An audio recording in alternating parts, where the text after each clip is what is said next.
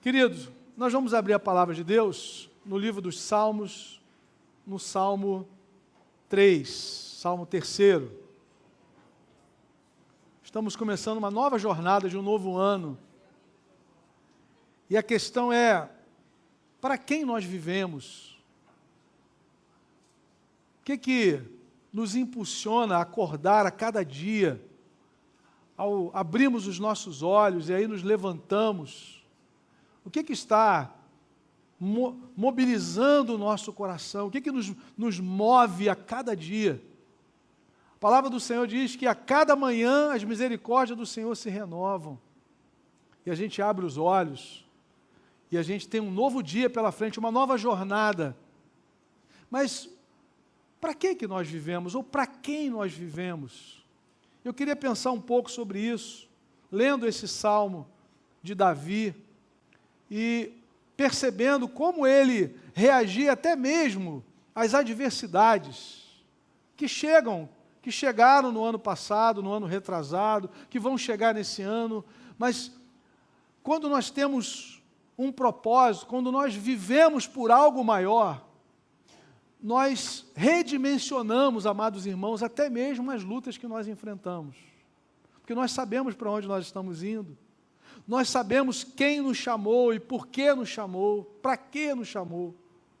Eu queria então pensar nessa manhã sobre isso a partir do Salmo de número 3. A palavra do Senhor nos diz: Senhor, muitos são os meus adversários, muitos se rebelam contra mim. São muitos os que dizem a meu respeito: Deus nunca o salvará.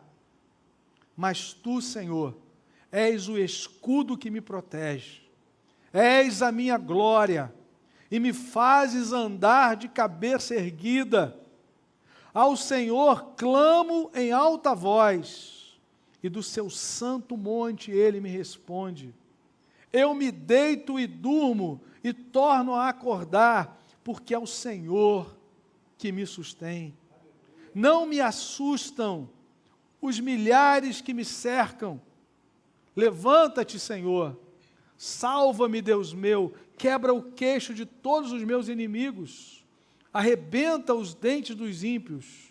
Do Senhor vem a salvação, a tua bênção está sobre o teu povo. Amém?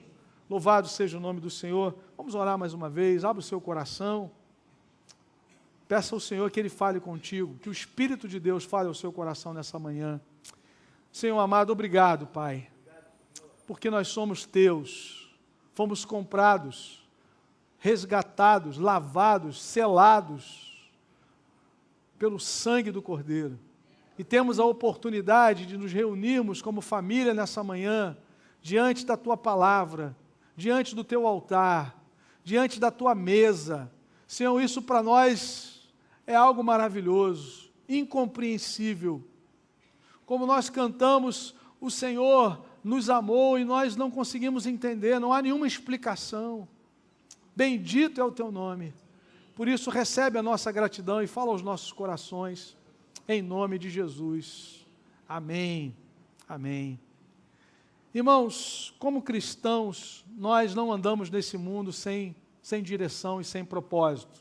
Graças a Deus por isso. É muito triste uma vida sem perspectiva, sem propósito. Esse dia eu estava ouvindo uma pessoa falar, dando um exemplo prático do que é alguém sem uma perspectiva e um propósito. Falou assim, o sujeito saiu de casa para comprar uma camisa nova, porque ele precisava usar para o trabalho, voltou com 2 bermudas, porque estava na promoção. Saiu de casa para um propósito, mas ele não tinha um alvo fixo. Já aconteceu isso? Você vai para um lugar, preciso comprar um tênis novo, o meu está furado. Aí vem com 2 bolsas, né? Porque estava na promoção. Perdeu, está sem nenhuma perspectiva. A falta de propósito na vida é algo perigoso. E o maior perigo de uma vida sem propósito é que ela fica vulnerável diante das adversidades. Ela não consegue discernir o propósito das adversidades. E se nós não sabemos para o que Deus nos chamou e para onde nós estamos indo, qualquer lugar serve. Né? Alguém já disse isso, se você não sabe para onde vai, qualquer lugar está bom. Mas não é o nosso caso. E quando eu olho para esse salmo, que Davi está enfrentando uma grande adversidade, e o que estava em jogo, o que estava sendo ameaçado, era a sua posição como rei. E ele então, irmãos, está vivendo esse drama, e ele declara no versículo 1, Senhor, muitos são os meus adversários. E na verdade ele vai dizer que não eram somente muitos, mas estavam crescendo, o número crescia. E o pior de tudo é que esse salmo foi escrito no momento em que Davi estava fugindo do palácio, à noite, pela madrugada, porque o seu filho, um dos seus filhos, Absalão, queria tomar o seu lugar. Esse é o contexto do Salmo 3. Então Davi está vivendo uma crise, ele não quer ficar no palácio para não haver um confronto do seu exército, porque possivelmente Absalão seria morto. Então ele prefere sair. A sua posição de rei está sendo ameaçada, e é esse momento que ele está vivendo. E me chama a atenção a maneira como ele reage a essa situação. Esse é o contexto. A grande pergunta é, quem colocou Davi naquela posição e por que o fez? Se você abrir comigo aí, 2 Samuel, capítulo 7, você vai perceber o reconhecimento dele diante de Deus. 2 Samuel, capítulo 7, versículo 8 e versículo 9, a palavra do Senhor diz assim, Deus usando o profeta Natã para dizer a Davi, agora, pois, diga ao meu servo Davi, assim diz o Senhor dos Exércitos, Deus dizendo, eu o tirei das pastagens, onde você cuidava dos rebanhos, para ser o soberano de Israel, o meu povo. Sempre estive com você por onde você andou, eliminei todos os seus inimigos, agora eu o farei tão famoso quanto os homens mais importantes da terra. Percebam, amados, como era a vida de Davi, cuidando de ovelhas. Os irmãos vão se lembrar que quando o seu pai o envia, aquele contexto ali da luta, né, contra os filisteus, o pai o envia para saber dos seus irmãos. Um dos irmãos fala assim, você abandonou aquelas poucas ovelhas. Ele era subestimado, né? Ele fazia um trabalho muito simples, mas era alguém que já cultivava uma comunhão com o Senhor, já tinha uma vida com Deus. E ele aqui é lembrado pelo Senhor, de que foi o Senhor que o tirou daquela situação. Eu o tirei das pastagens, onde você cuidava dos rebanhos, para ser o soberano, o príncipe, o principal de Israel. É o que o texto está nos dizendo.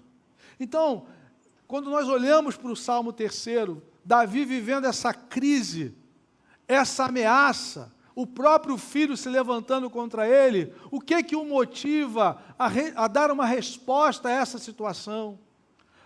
Porque, irmãos, a questão não é se nós vamos passar por adversidades, é quando elas vão chegar. Elas virão.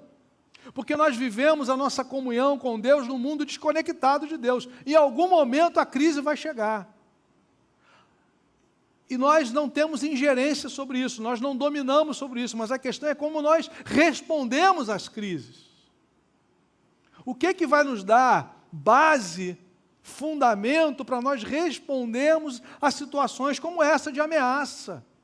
Situações que tentam tirar a nossa paz, o nosso conforto, a nossa estabilidade espiritual e emocional. Baseado na convicção de que Deus o chamou. E para que o chamou? Para ser o líder de um povo, o povo da aliança, através do qual viria o Redentor da história. Jesus é descendente de Davi, baseado nessa convicção, é que ele reagiu às adversidades.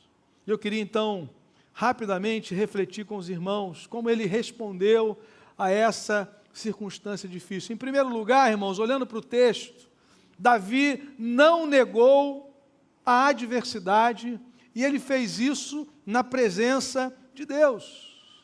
Ele não está aqui caminhando numa ilusão, num mundo de fantasias. Ele está dizendo: Senhor, muitos são os meus adversários.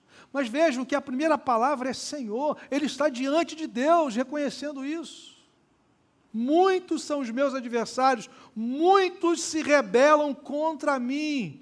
São muitos os que dizem a meu respeito: Deus nunca o salvará. Amados, nós não vencemos as batalhas da nossa caminhada negando que elas são reais. Nós não vencemos os problemas conjugais se nós não os chamarmos pelo nome, se nós não os identificarmos.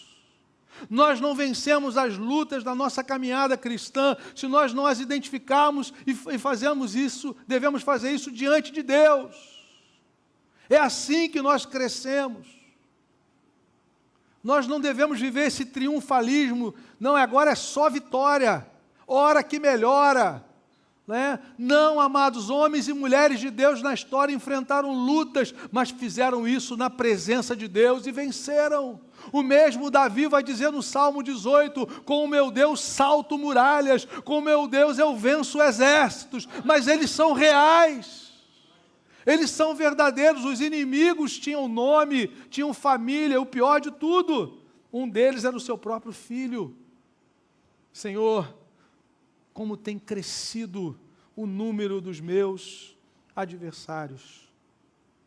Se você quer vencer adversidades, as adversidades que virão nesse ano, você precisa considerá-las na presença de Deus, chamá-las pelo nome e começar a ver o que a Bíblia fala sobre cada realidade que nós vamos enfrentar, em nome de Jesus. Deus tem provisão para mim e para você, Deus tem livramento para mim e para você, mas nós precisamos ter os pés no chão, o olhar no céu, o coração voltado para o trono, mas os pés no chão, lidando com as dores que são reais na nossa vida.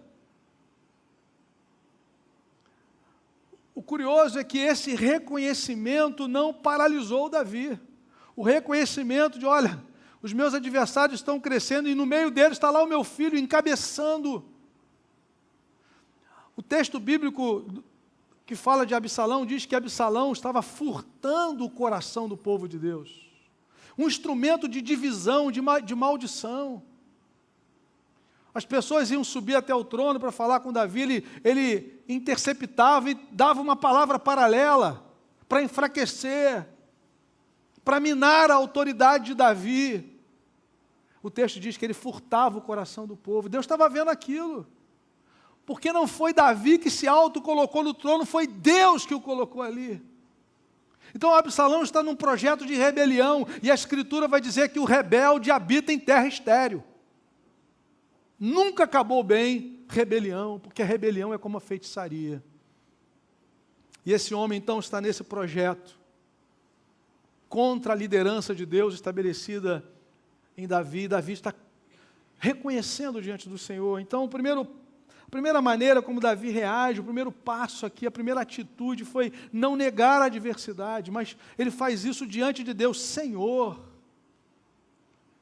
é diante do Senhor, meu amado, que você rende o seu coração. É diante do Senhor que nós chamamos o problema pelo nome, que nós os confessamos os pecados que tentam atrapalhar a nossa jornada. É diante dEle, não negando, não fugindo, não tentando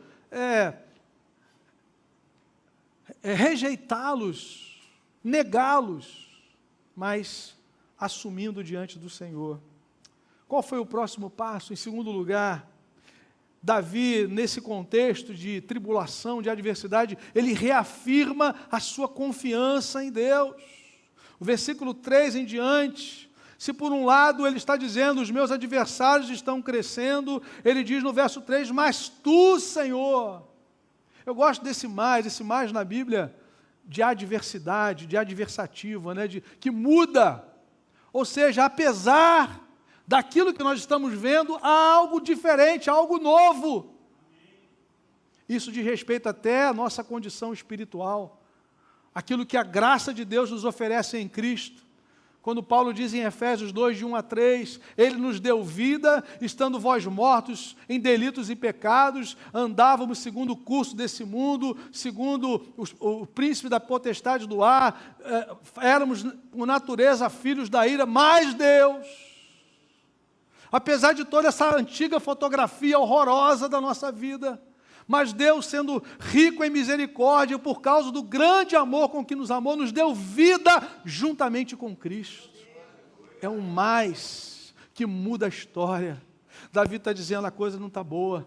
Eu olho pela janela e vejo movimentos, exércitos se levantando, vejo meu filho encabeçando um projeto de rebelião, mas Tu, Senhor, és o meu escudo, és a minha glória e me fazes andar de cabeça erguida. Louvado seja o nome do Senhor. Não havia motivos no coração de Davi para desconfiar de Deus.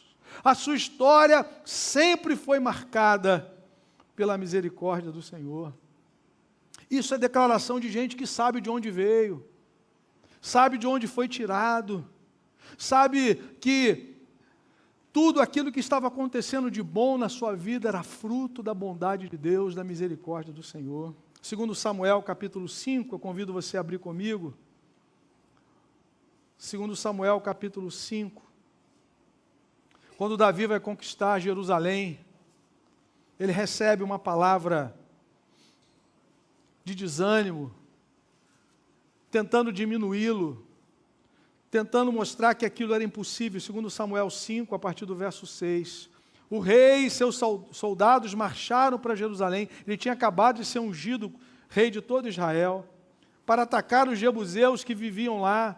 E os jebuseus disseram a Davi, você não entrará aqui. Até os cegos e os aleijados podem se defender de você. Eles achavam que Davi não conseguiria entrar, mas Davi conquistou a fortaleza de Sião, que veio a ser a cidade de Davi. Verso 9, Davi passou a morar na fortaleza e chamou a cidade de Davi. E no versículo 10 nós temos aqui a causa disso.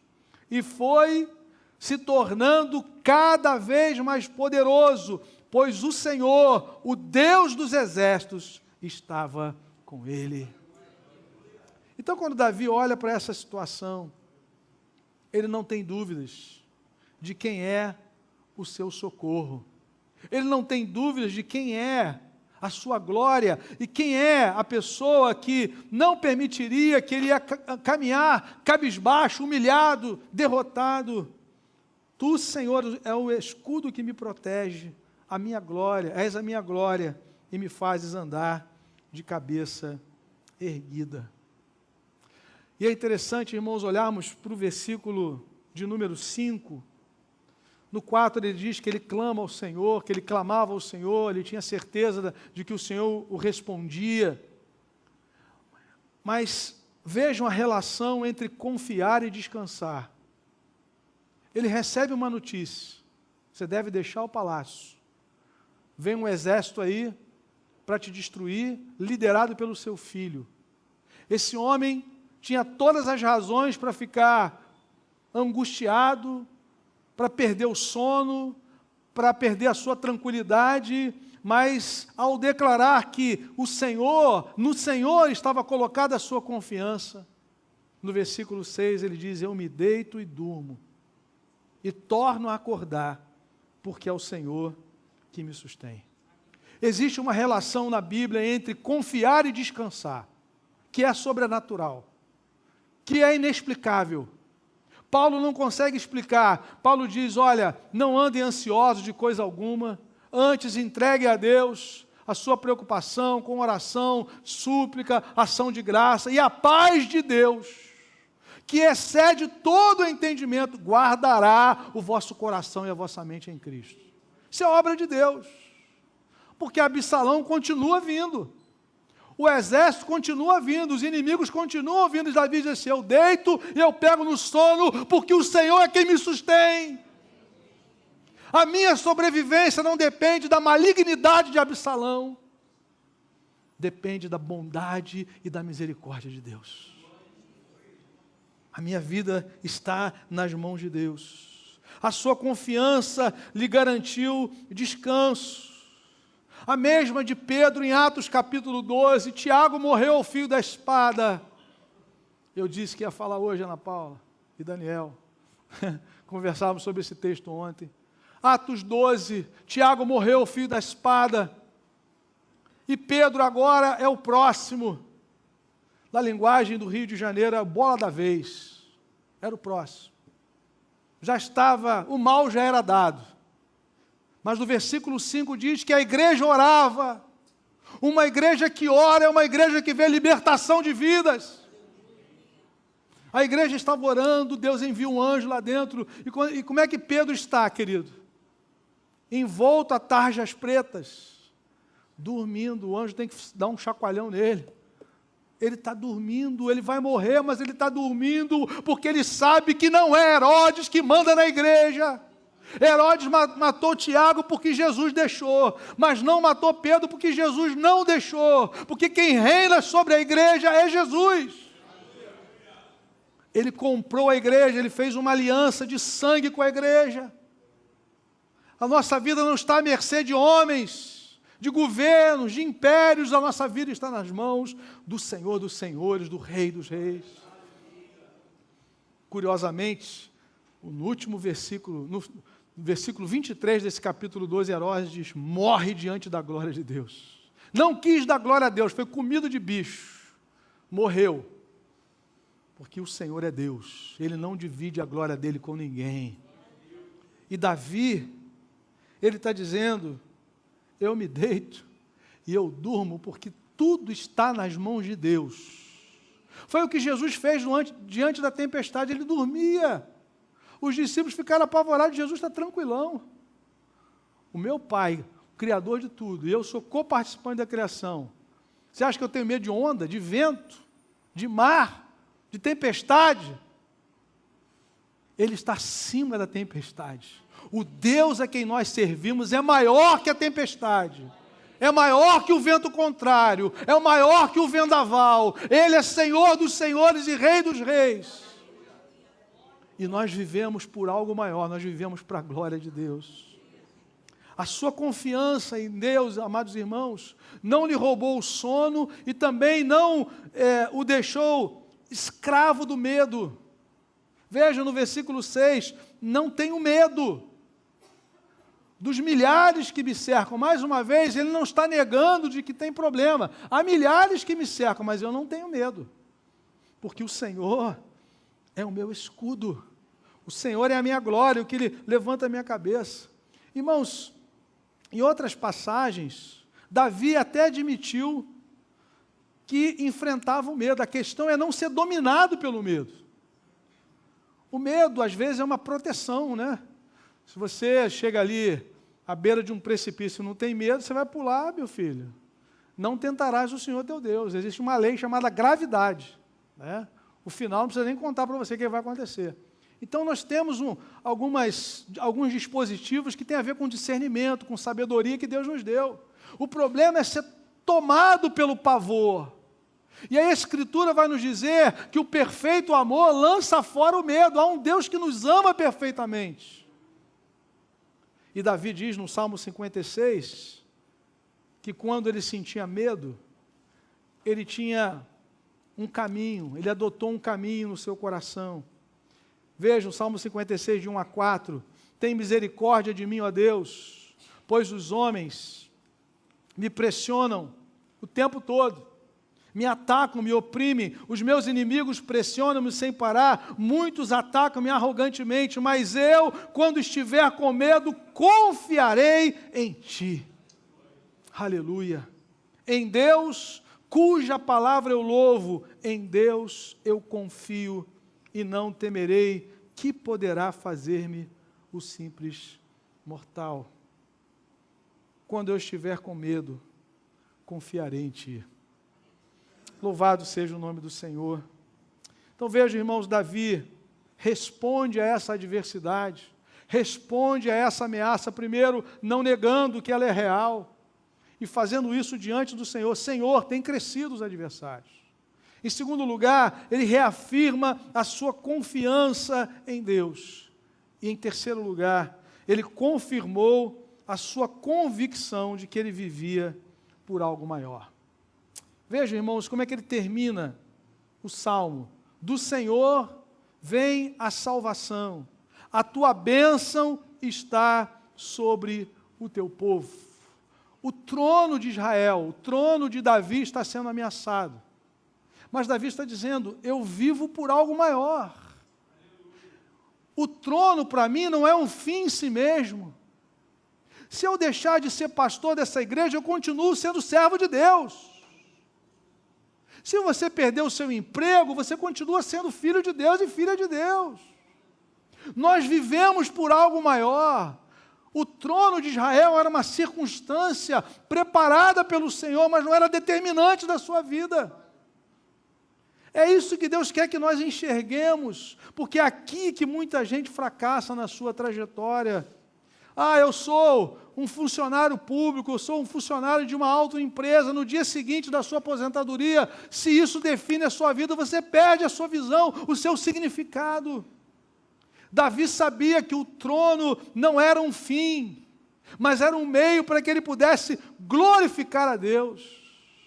Então isso traz paz ao meu coração. Foi Deus que me colocou aqui. Eu estou aqui porque Ele quer. Se eu estou sendo ameaçado, eu vou descansar nele. Isso não vai roubar a minha paz, porque eu estou vivendo por algo maior. Eu vivia lá no meio das ovelhas, eu cuidava de ovelhas, o Senhor me tirou de lá. Não vai ser Absalão que vai me tirar daqui na carne. Não vai ser o homem que vai se levantar e tirar você de uma posição que Deus colocou você para a glória dEle. Não uma posição como fim em si mesmo. Eu não saio daqui, Deus me colocou aqui. Igual Elias, Deus coloca Elias ali à beira de uma torrente, mas uma hora aquela água seca. Se a torrente for um fim em si mesmo, eu entro em crise. Mas se é um Deus que está cuidando de mim, para a glória dEle, Ele falou assim, eu já ordenei uma viúva que cuide de você. Davi chegou lá, Elias chega lá em Sarepta, tem uma senhora, Deus fala, essa mulher aí, ele deve ter pensado assim, poxa, deve ser uma viúva de um alto funcionário da Petrobras, né? Dá para fazer um bolinho para mim? Eu falei assim, imagina, só tem um pouquinho em casa, vou comer eu e meu filho, você nem sei quem é, e nós vamos morrer. Elias falou assim, não, assim diz o Senhor, a farinha não vai acabar, faz primeiro para mim. A farinha não vai acabar, o azeite não vai acabar, eles comeram até que a água voltou a cair, querido. Não, mas a torrente está aqui, a torrente seca, você vai ficar ali. Você acha que aquilo ali é um fim, não, é só um meio. Quem sustenta você é o Senhor, não é a sua empresa. Ele que cuida de você. Davi reconheceu que fazia parte de um plano maior. E dentro desse plano maior, Deus constituiu um povo e o colocou para guiar esse povo. Por isso que ele está dizendo, do Senhor vem a salvação, a tua bênção está sobre o seu povo. Eu estou dentro de algo maior, louvado seja Deus. Aconteceu a mesma coisa quando ele entra em Jerusalém, dançando diante da Arca da Aliança. E aí Mical está lá na janela, filha de Saul, repreendendo Davi, que bela figura você fez. E veja o que ele responde, 2 Samuel, capítulo 6, quando ela tenta zombar da sua atitude diante da glória de Deus, de se alegrar no Senhor.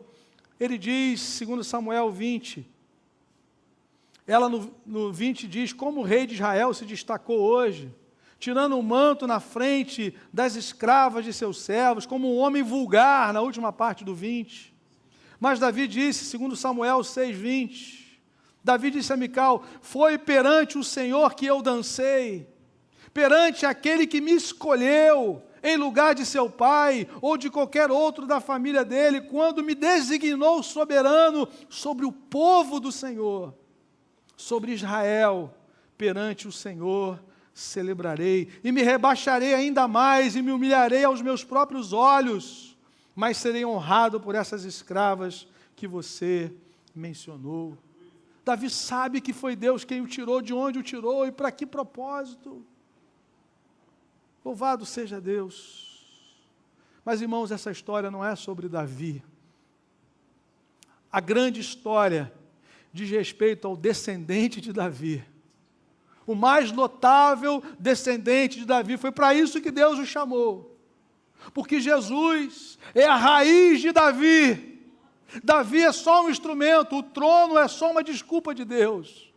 É só algo emprestado para uma história maior. Nós vivemos por algo maior. Nós vivemos para a glória de Jesus Cristo. Nós fomos chamados para pertencer àquela grande multidão que foi comprada de toda a tribo, povo, língua e nação. É para isso que nós estamos na história. É para isso que você tem trabalho. É para isso que você cria os seus filhos, para que eles estejam naquela grande multidão diante do descendente de Davi, do Rei dos Reis, do Senhor dos Senhores.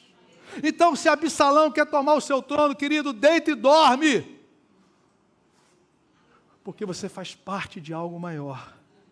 Em nome de Jesus. A sua profissão, o seu sucesso financeiro, o seu ministério, nada disso deve definir o seu propósito de vida. O que define a nossa vida é quem somos em Cristo. Filhos de Deus e filhas de Deus pela fé no Senhor, chamados a servir a causa do reino de Deus, que é eterno, chamados a viver e proclamar o Evangelho de Jesus, para que vidas sejam salvas para o louvor da sua glória. Se nós não vivemos por algo maior, Absalão vai tirar o nosso sono. Se nós não vivemos por algo maior, o dólar a quase R$7 vai tirar o nosso sono. Se nós não vivemos por algo maior, um diagnóstico vai tentar tirar o nosso sono, mas nós pertencemos a Cristo, o Rei dos Reis, o Senhor dos Senhores. É por isso que Pedro está dormindo. O anjo tem que vir com o despertador, o anjo tem que vir tocando no ombro dele, porque Herodes quer matá-lo, mas ele dorme, porque a sua vida descansa nas mãos do Eterno. Das mãos que foram traspassadas na cruz. É nessas mãos que a minha vida descansa. É nessas mãos furadas, traspassadas, mas que rompeu os grilhões da morte. É que a igreja descansa, é debaixo desse poder e dessa autoridade que nós andamos, que nós criamos os nossos filhos, que nós vivemos na história, nós vivemos por algo maior. Louvado seja o nome do Senhor. Como cristãos, de maneira surpreendente, amados, nós não enfrentamos essa crise de falta de propósito, de sair de casa para comprar uma camisa e volta com 2 bolsas.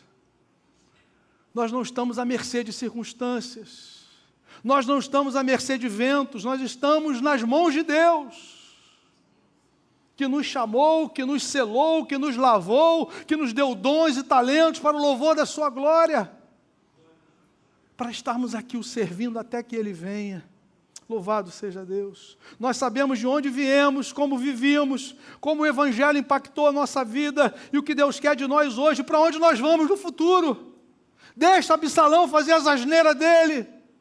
Deixa Absalão trilhar um caminho terrível de rebelião. Deus cuida dele, querido. O que nós precisamos é declarar diante do Senhor: mas tu, Senhor, és o meu escudo. És a minha glória, és o que ergue a minha cabeça. Ao Senhor eu clamo em alta voz do seu santo monte, Ele me responde, eu deito e durmo, e torno a acordar, porque o Senhor é quem me sustém. Louvado seja o nome do Senhor. 2 aplicações, amados. O propósito pelo qual você tem dedicado toda a sua vida pode ser destruído por uma adversidade ou pela ameaça de alguém. Onde é que você descansa? O que faz você acordar cada dia? Se o propósito da sua vida é a felicidade, o sofrimento destrói o propósito. Tem gente o alvo da sua vida é a felicidade o tempo todo. Isso é irreal. Depois de Gênesis 3, isso não existe. Mas o sujeito está nesse projeto. O meu alvo na vida é ser feliz. Aí vem uma doença, vem o sofrimento, aí destrói o propósito. O nosso propósito é a glória de Deus. É viver para a glória de Deus. É honrar aquele que se deu em nosso lugar. E aí, meu irmão, pode vir Absalão, pode vir quem for. Não vai nos demover da nossa posição, na qual o Senhor nos constituiu, filhos amados de Deus. Nada pode nos separar do amor de Deus que está em Cristo. Nem tribulação, nem angústia, nem fome, nem a morte, nem a vida, nem as coisas do presente, nem do futuro, nem demônios poderá nos separar do amor de Deus que está em Cristo Jesus, o nosso Senhor. É aqui que nós descansamos.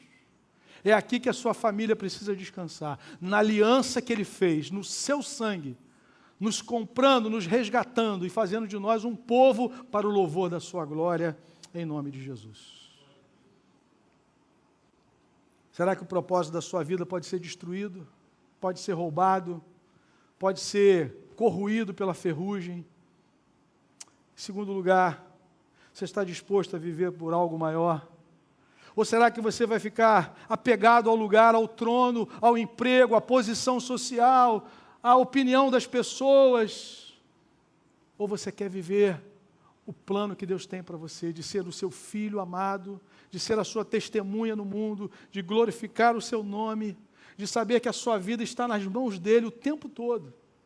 Não é por algum momento, não, querido. É, nunca te deixarei, jamais te abandonarei, diz o Senhor. Em nome de Jesus. Por que você está vivendo? Ou para quem você está vivendo? Qual é o projeto de vida a qual você tem se dedicado, ao qual você tem se dedicado? É um projeto eterno. É um projeto que termina aqui. Quando os seus olhos se fecharem na história, o seu projeto morre com você. O propósito da sua vida morre com você. Porque nós, em Cristo Jesus, quando os nossos olhos se fecharem na história, eles vão se abrir na eternidade e nós vamos ver a face do Cordeiro que foi morto, mas que vive pelos séculos dos séculos. E nós vamos louvá-lo pela oportunidade que tivemos na história de servi-lo. Vamos estar diante dele prestando contas do que ele nos deu, para que pudéssemos honrá-lo na história, para que o seu reino se expandisse. Dons e talentos não são para nós, são para a glória dele, para a edificação do corpo e para a salvação de vidas. A posição que ele te deu, o trabalho que ele te deu, a família na qual ele te colocou, os recursos que ele pôs nas suas mãos, era tudo e é tudo para o louvor da sua glória. Não perca tempo, não desvie o seu foco e louve a Deus, porque Ele é o seu escudo, a sua força, a sua salvação, em nome de Jesus. Vamos orar, querido? Curva a sua cabeça. Quem sabe nessa manhã há pessoas que querem dizer: Senhor, eu quero viver por algo maior. A igreja em oração, em nome de Jesus. Talvez há pessoas que estão aqui que ainda não discerniram para o que foram chamados. Deus te chamou para a eternidade com Cristo, mas para começar a viver essa experiência aqui na história. O primeiro passo é você reconhecer que sozinho, sozinha você não consegue, por causa do pecado que nos afastou de Deus, mas em Cristo nós somos reconciliados com o Pai, mediante o sacrifício que Ele pagou para nos resgatar, e para fazer a nossa vida uma nova vida, para o louvor da sua glória. Você está vivendo por algo maior? Ou você está vivendo por algo que vai acabar aqui na história? Se Cristo viesse hoje, ou se você partir hoje daqui, você vai se encontrar com Ele para viver a eternidade ao seu lado, ou você vai abrir os olhos para a destruição eterna, afastada de Deus ou afastado de Deus. Eu quero orar por você em nome de Jesus. Alguém nessa manhã que gostaria de dizer: Senhor, eu quero viver para a Tua glória. Eu quero que Cristo seja o meu Salvador e Senhor. Eu quero ter esse descanso de saber que a minha vida não é mais minha, mas foi comprada pelo sangue de Jesus. Eu quero entregar hoje a minha vida a Cristo. Eu quero viver por algo maior. Onde você está? Fique de pé no seu lugar, eu quero orar por você. Alguém nessa manhã que gostaria de receber a Jesus como seu Salvador e Senhor, e a partir de hoje viver para o louvor da glória de Deus. Onde você está? Fique de pé no seu lugar, eu quero orar por você agora. Em nome de Jesus. Você que está cansado de viver um projeto voltado para você, e você quer viver para a glória de Deus, tomando uma decisão hoje, no primeiro domingo do ano, eu quero orar por você agora. Onde você está? Fique de pé no seu lugar. Alguém nessa manhã, levante uma de suas mãos ou fique de pé. Quero orar por você agora, em nome de Jesus. Nome de Jesus. Alguém nessa manhã, quero orar pela sua vida, rogando a bênção de Deus sobre você. Muito bem, querido, coloque a sua vida no altar de Deus. Tudo aquilo que você ouviu nessa manhã, não da minha parte, mas da parte do Senhor. Diga: Senhor, eu quero viver para Ti, por algo maior. E nessa manhã eu tomo uma posição, Senhor, a mesma posição de Davi, de não ficar apavorado diante das ameaças, de não ficar destruído, abatido por causa das lutas que vêm, porque eu sei em quem tenho crido. Estou certo que é poderoso para guardar o meu tesouro até o dia final. Quero orar por você, meu irmão. Se o Espírito Santo falou ao seu coração de uma forma clara, eu queria que você se colocasse em pé. Nós vamos orar juntos, nos preparando para a mesa do Senhor. Se Deus falou ao seu coração, você gostaria que eu orasse junto com você, nós vamos orar, aleluia. Vamos orar em nome de Jesus, em nome de Jesus. Situações que ameaçam você, mas nessa manhã você está olhando para o Senhor, dizendo: Senhor, o Senhor é o meu escudo, o Senhor é que exalta a minha cabeça, o Senhor é a minha força, o Senhor é a minha salvação. Eu não estou à mercê das circunstâncias da história, mas a minha vida está nas Tuas mãos para um propósito maior, para que eu possa contribuir com o avanço do Teu reino. A história não era sobre Davi, mas sobre o descendente de Davi, o Senhor Jesus Cristo. É para Ele que nós vivemos. Foi Ele que te chamou, te salvou. Em nome de Jesus. Senhor amado, obrigado pelos Teus filhos que nessa hora estão colocando suas vidas no Teu altar, reconhecendo, Senhor, que vivem por algo maior, que vivem para a Tua glória, e que nada venha atrapalhá-los, ó Deus, na sua jornada. Em nome de Jesus, todas as ameaças, nós fazemos como Davi: Senhor, o Senhor sabe, está crescendo, mas o Senhor é maior, o Senhor é a minha força, o meu escudo, e no Senhor descansamos, Senhor, para a honra e glória do Teu nome, em nome de Jesus. Vamos louvar o Senhor, queridos.